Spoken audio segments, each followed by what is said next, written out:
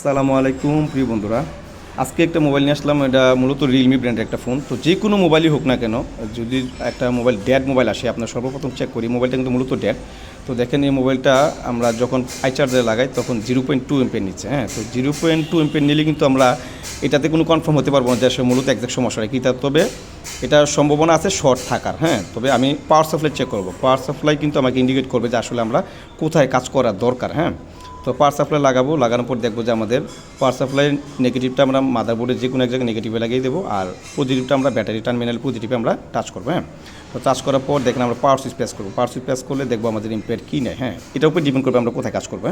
তো দেখেন আমরা যখনই পাওয়ার সুইচ প্রেস করতেছি কোনো ধরনের এম্পিয়ার নিচ্ছে না, কোনো ধরনের এম্পিয়ার নিচ্ছে না। তো আমরা আবার একটু ভালোভাবে একটু খেয়াল করবো, দেখবো যে আবার একটু ভালোভাবে লাগিয়ে দেখবো যে আসলে একজ্যাক্টলি কোনো এম্পিয়ারই নিচ্ছে না।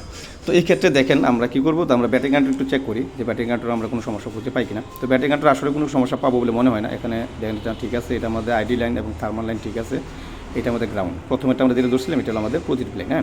তো এখন আমরা দেখবো ফরওয়ার্ডস এবং রিভার্সের মাধ্যমে। তো ফরওয়ার্ডস আমরা 250 থেকে 600 মধ্যে দেখা দেবে, রিভার্সে আমাদেরকে 1000 উপরে দেখা দেবে মিনিমাম। তো দেখেন এখানে কিন্তু 1700 দেখাইতেছে, তার মানে এখানে মিটার আমরা কোনো সমস্যা পাচ্ছি না। আবার আমরা উল্টে দেখি, ঘুরিয়ে দেখবো, এখানে দেখেন 490, তার মানে আমাদের এখানে কোনো সমস্যা পাইনি।